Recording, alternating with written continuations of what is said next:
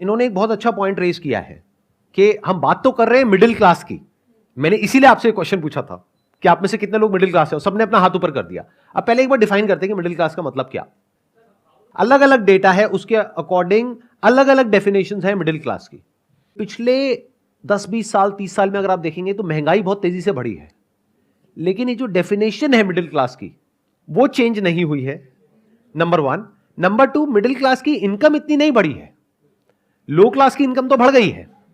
जहां आज से 20 साल पीछे आप चले जाओ तो एक मेड अगर आपके घर में जो काम करती है उसको आप पैसे देते थे, मान लो 1000 रुपए 1500 रुपए, वो बढ़ करके आज हो गया 4000 रुपए अगर वो 2-3 घंटे के लिए काम कर रही है तो।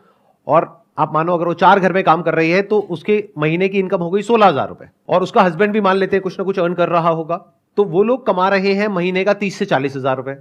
तो क्या वो लो क्लास है? और आप कितना कमा रहे हैं जो अपने आप को मिडिल क्लास कह रहे हैं?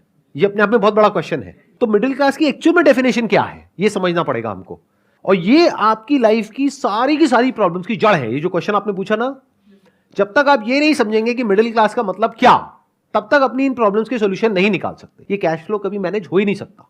आपको लाख रुपए महीने का भी मिल जाएगा तब भी नहीं हो सकता, जब तक हम ये बारीकी से नहीं समझ लेंगे इन फंडों को।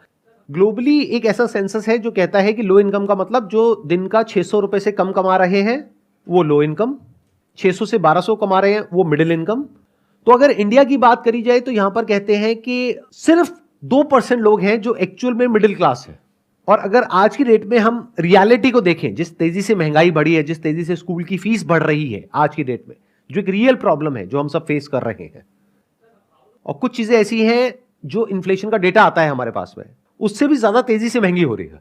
मतलब इन्फ्लेशन का डेटा अगर कह रहा है 6-7%, तो एक्चुअल में अगर आप देखोगे कोई चीज जो आज से 3-4 साल पहले एक्स अमाउंट की थी आज वो डबल तक हो गई है। तो इसका मतलब वो उससे भी तेज बढ़ रही है रियलिटी में, जितना कि पेपर के ऊपर वो डेटा आ रहा है, और इनकम इतनी तो नहीं बढ़ रही है।